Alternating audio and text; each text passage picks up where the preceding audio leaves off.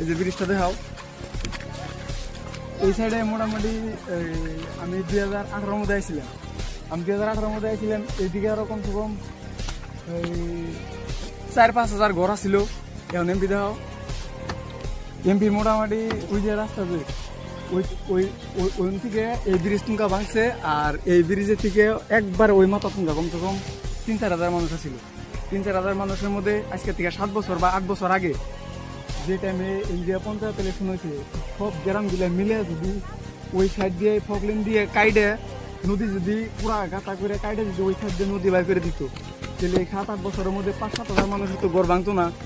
আর এম্বুরা এই অবস্থাটা দেখেন, এম্বুরা একটা বাড়ি ঘর নাই না, এই সাইডে বাড়ি ঘর আছে, ওই জন্য সব চরের মধ্যে বৃষ্টি আইলে যদি ভালো করে পানি হয় একটা মানুষ থাকার না, সব রাস্তার এম্বুরায় পড়ে।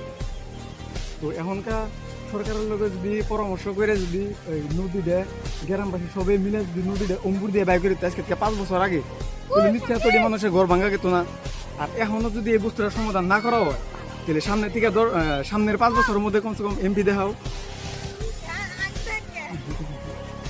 সামনে 5 বছরের মধ্যে মোটামুটি এই সাইডে মোটামুটি আরো 500-700 মিটার যাবো গা। আর যদি 500-700 মিটার যাবার নিয়ে যায়, না হলেও কতটি ঘর ভাঙা যাবো।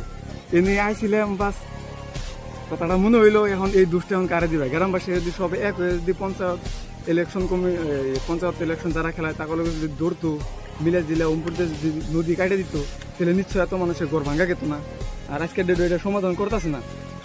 এই জায়গাটাও ভাইপুরি আমবাড়ির মধ্যেও হয়, তোমরা অল্প জানাইও বস্তুটা তাতে খারাপ হইতেছে না ভালো হইতেছে। আর গ্রামবাসীর কাছে শক্তি আসাল না নাই নদী অম্পুরতে বাইর করে